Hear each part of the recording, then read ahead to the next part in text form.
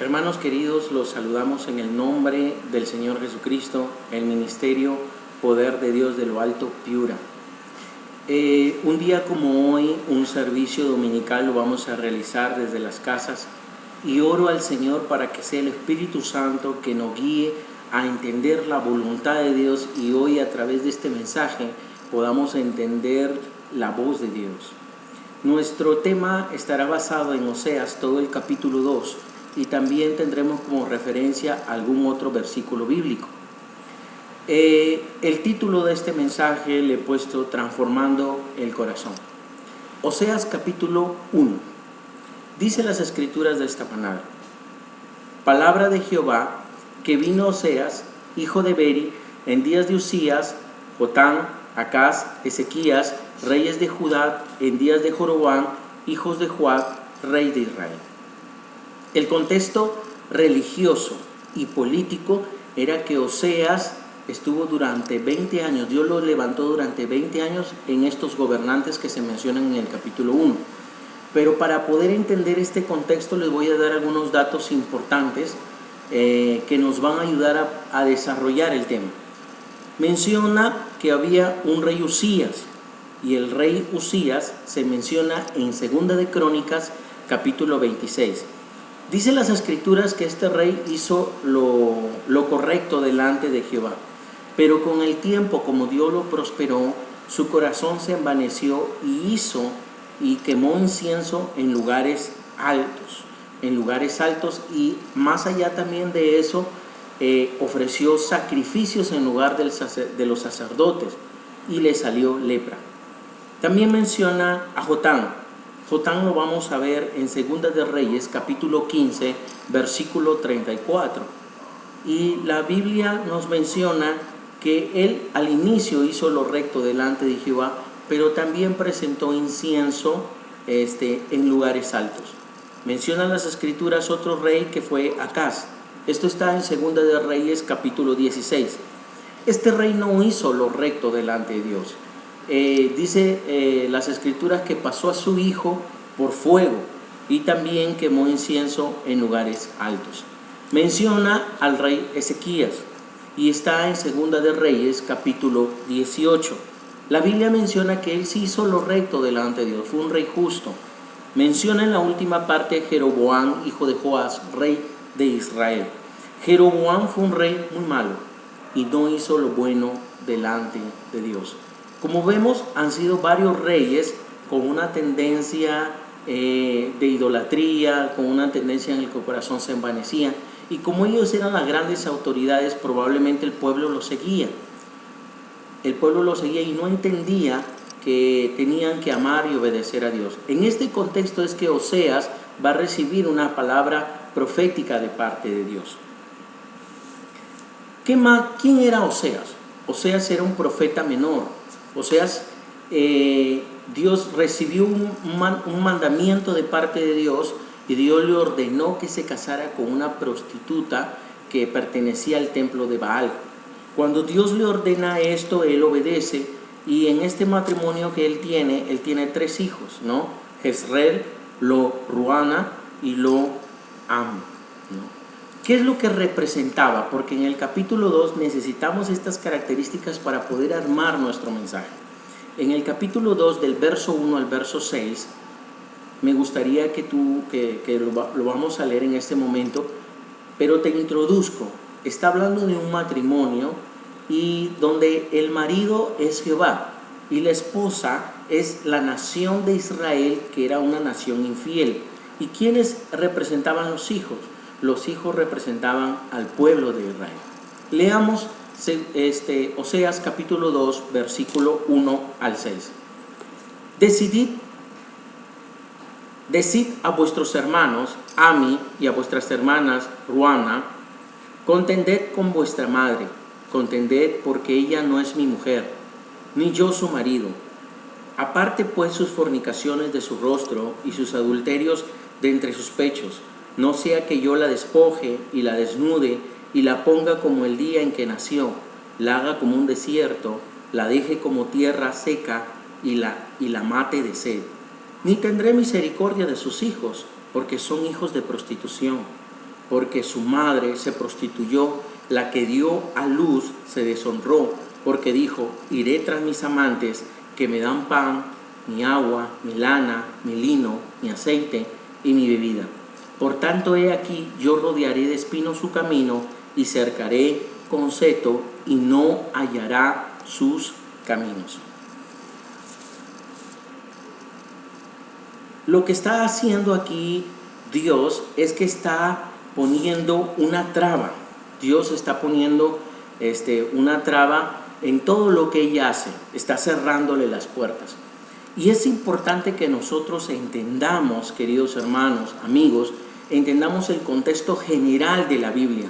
Porque a veces podemos sacar un versículo o un pasaje fuera del contexto y vamos a ver y vamos a darle una característica del comportamiento de Dios que no le corresponde. En la Biblia vamos a encontrar muchos pasajes que van a hacer referencia a que Dios eliminó una nación, que mandó a matar animales, que murieron niños pequeños. Pero ¿cuál era el contexto original? Si nosotros no vemos el contexto, vamos a ver aquí un Dios furioso tratando de intervenir porque la mujer era infiel, era una mujer adúltera. Entonces vemos que Dios lo que hacía era poner tropiezos para que ella no pudiera alcanzar lo que quería, porque se dejaba llevar por sus deseos, se dejaba llevar por sus placeres. Entonces, si nosotros no vemos el verdadero contexto, vamos a tener una característica de Dios quizás muy equivocada o alejada de lo que Dios quería enseñarnos. Para poder entenderlo, vamos a hacer un paralelo con el Nuevo Testamento y lo vamos a encontrar esto en Segunda de Tesalonicenses, capítulo 2, versículo 7. Y dice las Escrituras ahí, porque ya está en acción el misterio de iniquidad. En el Antiguo Testamento, en el tiempo de Oseas, no había llegado el Espíritu Santo. El Espíritu Santo no se mostraba ni se había derramado, sino que ellos obedecían la palabra a través de los mandamientos. Los obedecían o no los obedecían y ya eran juzgados. En el Nuevo Testamento cambia, porque en el Nuevo Testamento llega el Espíritu Santo, muestra su trabajo, lo que Él hace, cuál ha sido su misión, pero también paralelamente a eso aparece el misterio de iniquidad. Y Tesalonicenses, en la segunda de Tesalonicenses 2.7 dice, porque ya está en acción el misterio de iniquidad.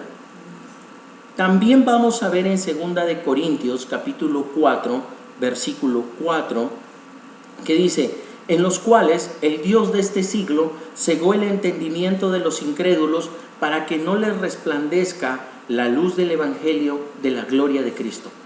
Date cuenta que aquí aparece en realidad qué está sucediendo. Cuando el hombre peca y se aleja de Dios, Dios da a entender y da a conocer que realmente quien atrapa a estas personas, quien atrapa a esta gente, es el Dios de este siglo. ¿Por qué? Porque son llevados por sus pasiones y son llevados por sus deseos. Y en el capítulo 2 de Oseas está mostrando a una mujer que también es llevada por sus deseos y por sus pasiones. En Romanos capítulo 1, versículo 24, en la primera parte dice, por lo cual también Dios los entregó a la inmundicia. En el Romanos 1:26, en la primera parte dice, por esto Dios los entregó a pasiones vergonzosas. Y en Romanos 1:28 dice, y como ellos no aprobaron tener en cuenta a Dios, Dios los entregó a una mente reprobada para hacer cosas que no convienen. Entonces es el hombre cuando se aparta de Dios, que su entendimiento se nubla, como dicen las Escrituras, hay un velo de oscuridad que no nos deja ver la voluntad de Dios y nos separa a través del pecado. Miremos lo que dice en el versículo 7. Seguirá a sus amantes y no los alcanzará, los buscará y no los hallará. Entonces dirá, iré y me volveré a mi primer marido, porque mejor me iba entonces que ahora. O sea, ella lo que está haciendo ahora ella es que no está reconociendo lo que Dios había hecho por ella, ¿no? no reconoció que recibía de parte de Dios favor, dinero, bienestar, salud.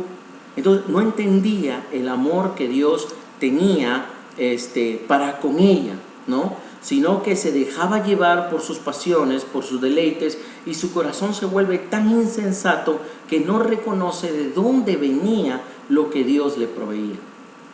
En el versículo 7 dicen las Escrituras: y seguirá a sus amantes y no los alcanzará, los buscará y no los hallará.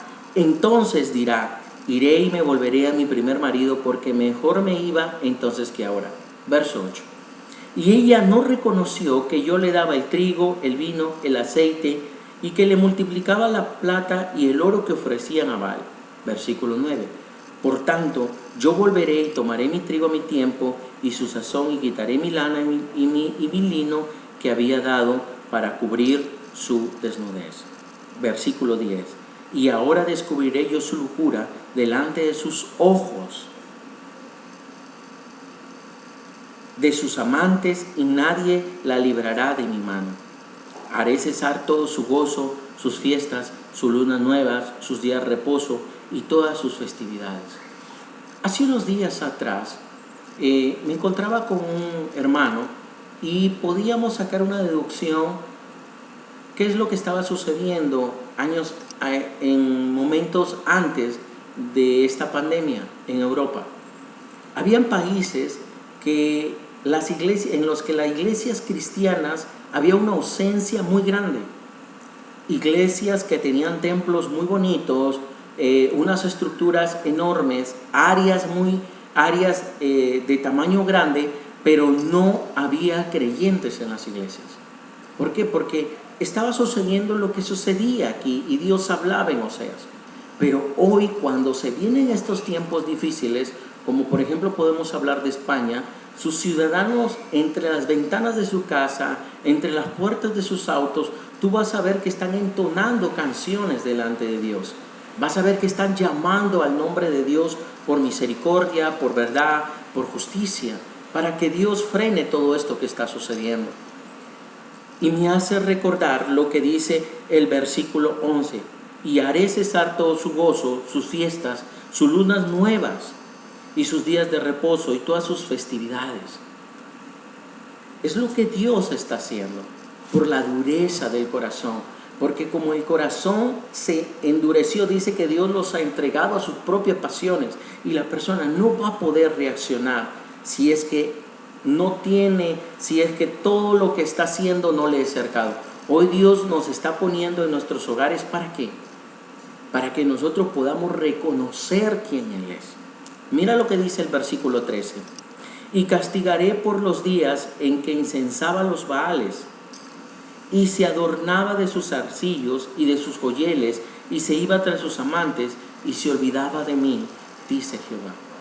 La intención de Dios no era sacudir a esta mujer, no era hacerla carente, pobre, enferma. La intención de Dios era que ella volviera a Él, y como dicen las Escrituras, hacerle recordar que se había olvidado de su Dios. Las necesidades a veces nos hacen recordar quién es nuestro Dios. Los momentos críticos y los puntos cruciales en nuestra vida nos hacen recordar en verdad cuál es lo más importante que nosotros tenemos. En el versículo 14 del capítulo 2 de Oseas, me gusta mucho este versículo porque da un enfoque de la posición de Dios y el objeto que Dios tiene para poder sacar a las personas que su corazón está endurecido. Verso 14: porque he aquí yo la traeré y la llevaré al desierto y hablaré a su corazón.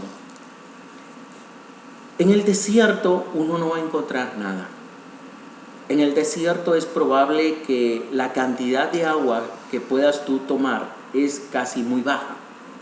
Y cuando tú no tienes agua en el desierto, tú valoras lo que no tienes. Y aquí hay una enseñanza importante. En el desierto tú valoras lo que tú no tienes. En el desierto tú vas a ver cuál es lo más importante en tu vida. Y hoy, cuando a cada uno de nosotros nos toca pasar una prueba difícil dentro de nuestras casas, como sociedad, como nación, como empresa, quizás como trabajador, como padre de familia, como miembro de la iglesia o líder de una iglesia, hoy tienes que saber que Dios te está llevando a ese momento. ¿Por qué? Porque Él te está trayendo, ¿para qué? Para hablar a tu corazón. Mira al pueblo de Israel. Cuando Dios saca al pueblo de Israel, que estaba esclavizado por Egipto a través de la mano de Moisés, lo lleva al desierto y le dice a Moisés que Él lo llevaba al pueblo por unos días, pocos días, para que el pueblo le adorara. Me ponía a pensar si es que no había adoración por parte del pueblo de Israel. Quizás como eran esclavos no tenían el tiempo para adorar a Dios o para buscarlo. Y Dios ha tenido que llevarlos al desierto para que ellos pudieran tener un encuentro con su Dios. Date cuenta de cuál es el objetivo de que Dios nos lleve a un desierto. Hay un desierto personal, un desierto muy fuerte que comenzó a vivir un personaje de la Biblia muy histórico, muy épico, que fue David. Dice Primera de Samuel, capítulo 22, que cuando Samuel estaba huyendo de Saúl, porque Saúl quería matarlo, dice que él al final de esta huida, él llega a una cueva que se llamaba Adulam. Esto es interesante porque cuando David huía, él estaba fuera de su familia, fuera del palacio real, no tenía las comodidades y estaba pasando hambre. Pero llega a esa cueva y en el desierto de su vida, él va a encontrar el inicio de su propósito. Quiero que recuerdes conmigo que David ya había sido ungido. David ya había sido profetizado que iba a ser rey.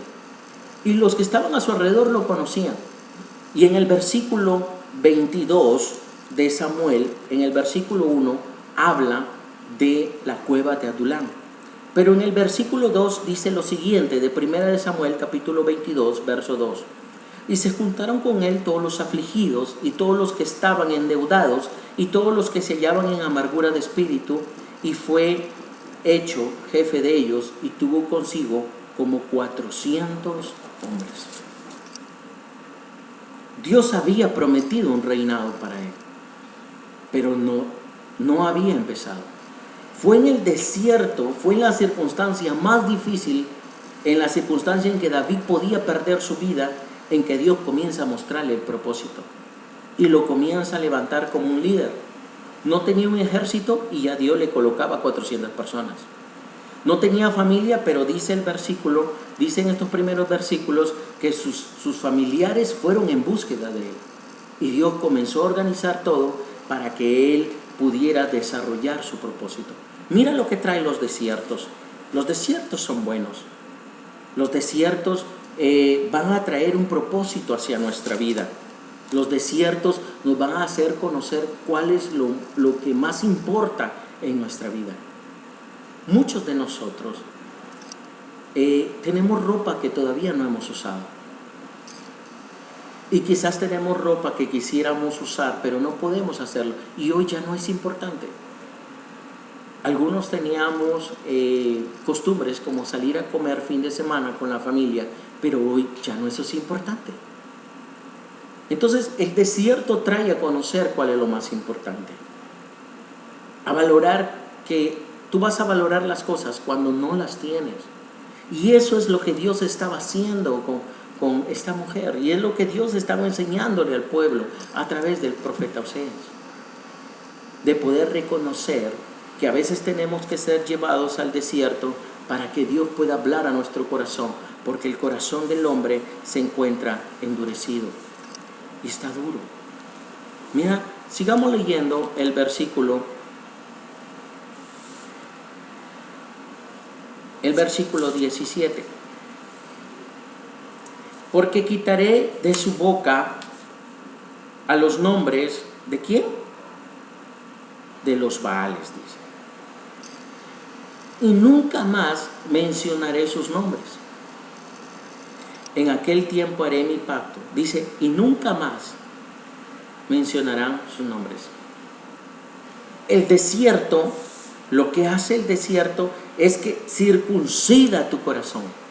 El desierto Aparta de lo que no trae propósito en tu vida. A muchos de nosotros no nos gusta estar en el desierto. A muchos de nosotros nos gustaría obviar esa parte del desarrollo de la fe del cristiano. Pero los que sabemos que es un desierto, podemos dar fe de que son necesarios porque te fortalecen el carácter y te ayudan a entender la voluntad de Dios.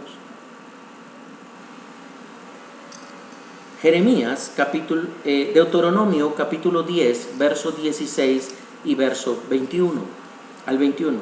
En el versículo 16 dice: circundad pues el prepucio de vuestro corazón y no endurezcáis más vuestra cerviz.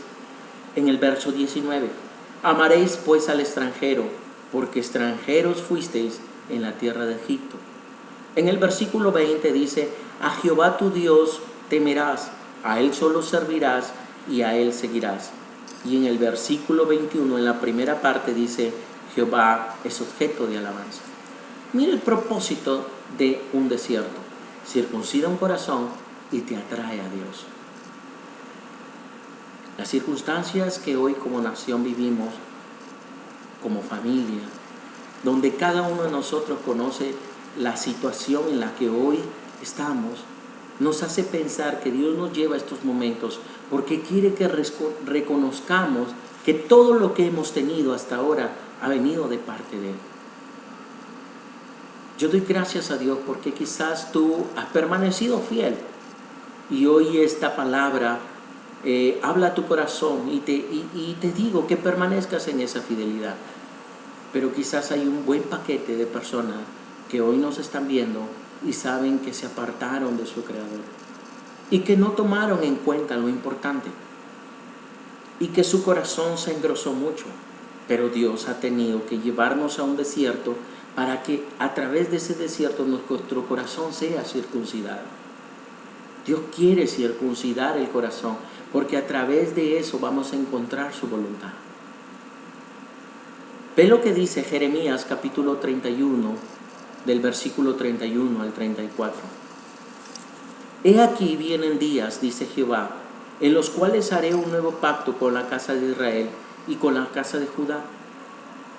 No como el pacto que hice con sus padres el día que tomé su mano para sacarlos de la tierra de Egipto, porque ellos invadieron mi pacto, aunque yo fui un marido para ellos, dice Jehová.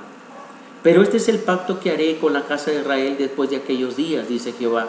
Daré mi ley a su mente y escribiré en su corazón y seré a ellos por Dios y ellos serán por pueblo. Vuelve a Oseas en el capítulo 2 y dice desde el versículo 20: y te desposaré conmigo en fidelidad y conocerás a Jehová. Te lo repito: y te desposaré conmigo en fidelidad y conocerás a Jehová. Verso 21. Y en aquel tiempo responderé, dice Jehová, yo responderé a los cielos y ellos responderán a la tierra. Qué tremendo. En el versículo 19 dice: y te desposaré conmigo para siempre, te desposaré conmigo en justicia, juicio, benignidad y misericordia. Y Jeremías está hablando de un pacto en donde Dios quiere que nosotros seamos su pueblo y Él quiere ser nuestro Dios. Permítele al Señor que Él sea hoy tu Dios y permítele integrarte en el pueblo de Él. Dios no está buscando un corazón perfecto. Dios no anda buscando un corazón que nunca se haya equivocado. Dios está buscando un corazón que de repente ha tratado muchas maneras para poder llegar a Él y quizás ha buscado muchas formas de ser feliz, pero lo ha buscado en los placeres y los placeres al final te dan una felicidad pasajera, pero la felicidad que el Señor te está dando ahora y quiere regalarte ahora es una felicidad eterna. Abre tu corazón al Señor y deja que Él ingrese a tu vida. Y deja que Él sane tu corazón. Y si tú no has entendido por qué estabas viviendo circunstancias difíciles, hoy te puedo decir que eso se llama estar en un desierto. Y los desiertos son buenos porque Dios de ellos va a sacar la mejor versión de ti, va a sacar lo mejor de ti. Tú vas a ser transformado, tú vas a tener una algo que antes no tenías, y vas a comenzar a valorar lo que antes para ti era insignificante. Las cosas insignificantes en la vida a veces son las más importantes. Ama a tu familia y busca a Dios, y que el Señor te bendiga grandemente. Nos estaremos encontrando próximamente en un nuevo mensaje que va a llegar a tu corazón. Les saluda el pastor Igor Yarlequín. Que Dios te bendiga grande y ricamente, mi querido hermano. Bendiciones.